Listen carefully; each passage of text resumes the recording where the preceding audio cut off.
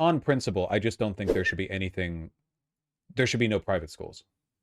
I think everyone should get the same education. The whole point of public education is that everyone's supposed to get the same opportunity to attain in life, to the same platform to build off of, and that wealth shouldn't be... Like, the whole reason it was introduced is because for thousands of years, the only people who got educated were the wealthy.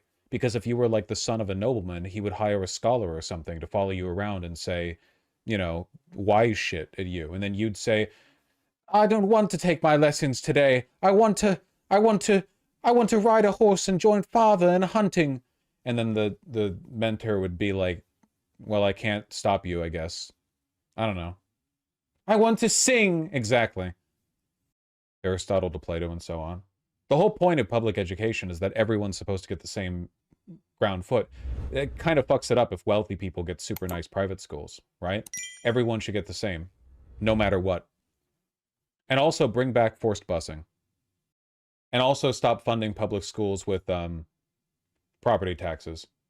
All schools should get exactly the same amount of funding relative to the cost needed to provide the same quality of educational attainment in each area. You can do the math, whatever.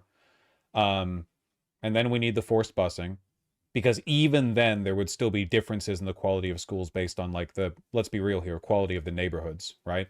Like, even if you scale the spending in a school differently in a poor urban area that's full of black people and has a lot of crime versus a wealthy area that's full of white people and doesn't, it wouldn't change the fact that, like, maybe gang predominance, the predominance of drugs, or like the family life or whatever, there could still be differences, you know? You need a real blank slate, a real fucking blank slate, okay?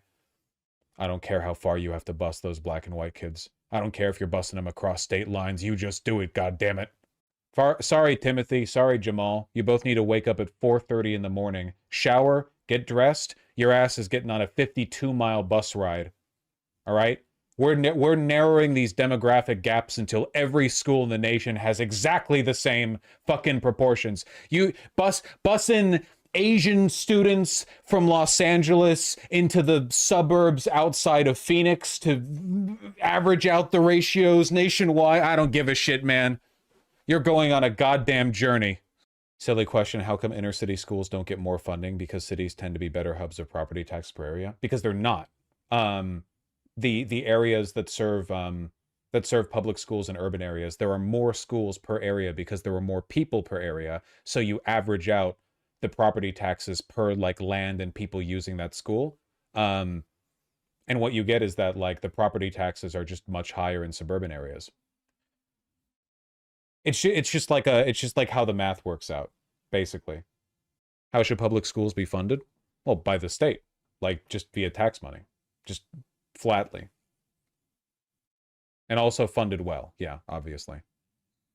Also, renters do not pay property tax, only owners. Yeah, that's a good point as well. Also, like, there are different rules for how property taxes pay into schools in different areas, and in a lot of places, commercial land, I don't think it kicks in the same amount, right? Like, if there's a school in an area that has a lot of, like, commercial development, I don't think the property taxes from the commercial zoned land is paying in the same way as the property taxes from the residential land, because it's obviously not businesses that go to school, right? I don't know.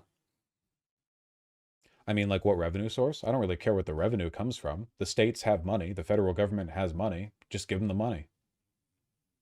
The reason property taxes specifically are bad is because then wealthier areas have wealthier schools. But you could do property taxes as long as you just average them out across the area, right? Like, property taxes could pay for schools as long as you averaged it out, like, statewide, basically, and then, like, proportioned it in accordance with the attendance at the schools, you know? I'm just saying, like, it shouldn't be locally segmented. Most Scandinavian countries, you don't have private schools, thus since the rich have to send their kids to public school, the public schools are well-funded, clean, and well-resourced. Yeah, that's the basic idea.